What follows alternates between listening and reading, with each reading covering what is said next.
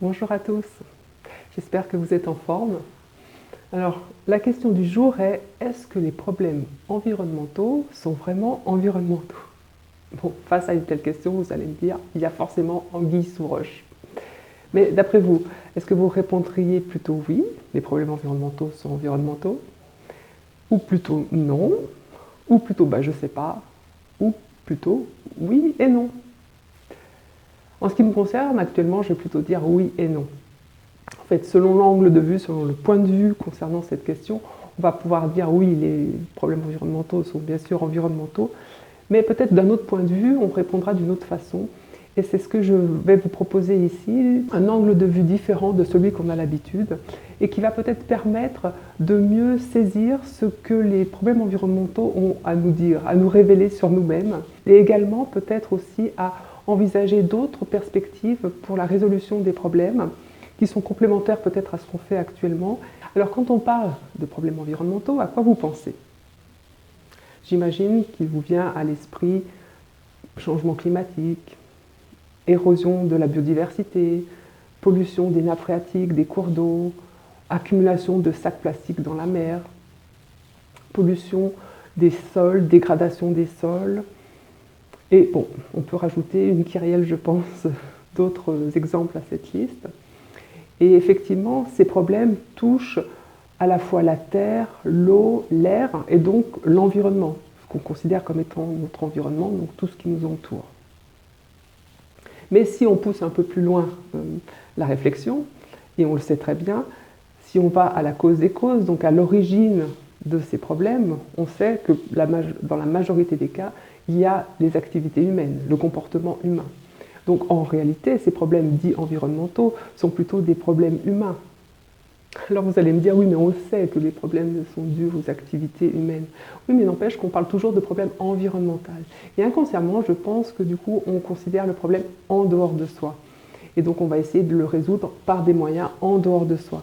Alors que si à chaque fois qu'il y avait un problème environnemental, on disait problème humain, je pense qu'on serait obligé de plus se remettre en question et de se dire « Ah, problème humain, donc il ne faut pas oublier aussi de me mettre dans l'affaire et aussi de me considérer et de voir comment je peux changer les choses à ce niveau-là. » Bien sûr, on peut se situer à l'échelle sociétale et on sait à ce niveau-là ce qui entraîne les problèmes environnementaux, mais on peut aussi se situer à l'échelle individuelle et à ce moment-là, on peut encore aller plus profondément en disant pourquoi à l'échelle individuelle nous avons ce comportement-là. Donc les problèmes environnementaux, de par leur cause première, sont humains. D'autre part, le diagnostic est posé par l'humain. On parle de problème, mais c'est l'humain qui dit qu'il s'agit de problème. Et alors pourquoi on dit qu'il s'agit de problème? Parce que généralement, il y a des répercussions sur nos conditions de vie. Si peut-être notre santé, notre bien-être, puisqu'en fait, tous les problèmes environnementaux, on a vu qu'ils touchaient à la fois la Terre, la pédosphère, l'atmosphère, les domaines aquatiques. Donc il y a des répercussions plus ou moins directes sur la qualité de ce qu'on respire, de ce qu'on mange et de ce qu'on boit. Ainsi, les conséquences sont aussi humaines. Elles sont bien sûr aussi sur les autres êtres vivants, mais elles sont aussi sur l'humain. Donc on voit bien que par nos activités, on crée des problèmes dits environnementaux qui ont, en boomerang, une répercussion sur notre vie, sur nos conditions de vie. Donc on voit bien à ce niveau-là qu'on ne peut pas être séparé de l'environnement, que l'humain fait partie, et comme tout être vivant, de manière intégrale à l'environnement et qu'il ne peut pas s'en extraire. Et en fait, je pense que les problèmes environnementaux viennent nous offrir cette possibilité de prise de conscience que dès qu'on agit dans l'environnement, il y a un retour sur nous-mêmes. Les problèmes environnementaux sont là aussi pour nous montrer à quel point on peut dégrader l'environnement et on voit les répercussions que cela a sur nous. Donc en fait, on voit aussi par ce mécanisme-là que nous ne respectons pas l'environnement et qu'au final, on ne se respecte pas soi-même, puisque les conséquences de nos actions sur l'environnement se répercutent sur notre vie. Donc en fait, on peut deviner là, on peut avoir l'intuition que respecter l'environnement va de pair avec se respecter soi-même. On voit très bien qu'en ne respectant pas l'environnement, on ne se respecte pas soi-même. Parce que si par exemple on partait de l'idée même que l'on veut se respecter, qu'on veut respecter sa santé, on ne pourrait pas admettre en fait de, par exemple, dégrader l'atmosphère de telle façon à ce qu'elle soit devenue irrespirable dans certaines situations.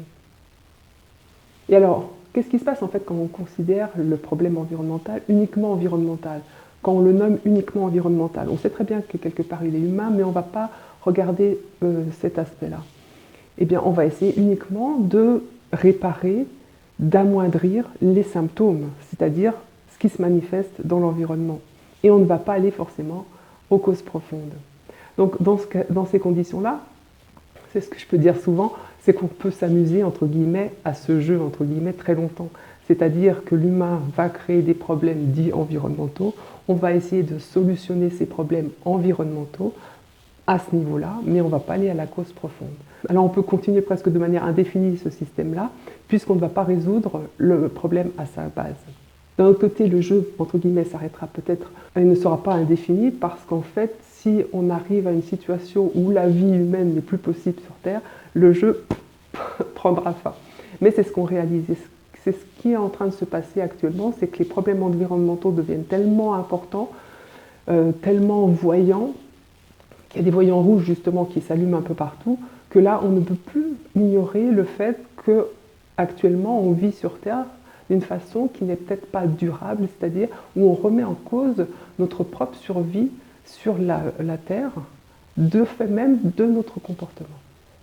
Donc en fait c'est comme un grand sabotage collectif en fait, de nos conditions de vie sur la Terre. Et là maintenant on ne peut plus l'ignorer. Donc quelle est la prochaine étape? Et en fait, soigner uniquement les symptômes créés par en fait, nos activités humaines sur Terre revient à uniquement soigner une douleur à la tête quand on se tape sur la tête et qu'on n'arrête pas de se taper sur la tête. Donc imaginez, on se tape sur la tête, effectivement on peut prendre une pilule qui va amoindrir la douleur, qui va nous anesthésier, et puis après on peut se dire on va taper ailleurs sur la tête parce que là c'est peut-être encore supportable, mais on va prendre une autre pilule pour amoindrir aussi cette douleur. Et à ce jeu-là, on peut continuer longtemps à se taper sur la tête et à trouver des pilules de plus en plus perfectionnées pour résister et pour avoir de moins en moins mal, ou pour trouver des moyens d'amortir le choc par exemple. Mais pourquoi ne pas aller voir pourquoi on fait ce geste de se taper sur la tête? Parce que si on arrête de se taper sur la tête, la solution, elle est là. Donc je vous encourage à trouver en vous, qu'est-ce qui ferait qu'en fait, on arrête de se taper sur la tête? Bon, je vais y réfléchir aussi de mon côté. Donc bien sûr, d'un certain point de vue, les problèmes environnementaux sont environnementaux puisqu'ils touchent ce qu'on appelle l'environnement, c'est-à-dire tout ce qui nous entoure, mais il faut réaliser que nous sommes dans l'environnement. Nous faisons partie de cet environnement. Donc en fait, en touchant l'environnement, nous nous touchons nous-mêmes. Et ça, on le voit de manière assez flagrante actuellement. D'un certain point de vue, on peut dire à la fois de par les causes profondes, à la fois de par le diagnostic établi, et à la fois par les effets induits par ces problèmes, on peut dire que ces problèmes environnementaux sont en fait profondément humains. Donc il est peut-être temps d'aller voir en l'humain ce qui se passe. Et à l'échelle individuelle, on peut essayer de se demander pourquoi un humain va se comporter de cette façon-là vis-à-vis de l'environnement. Donc je vous laisse méditer sur cette question et puis je vous retrouve bientôt. Bonne journée, ciao.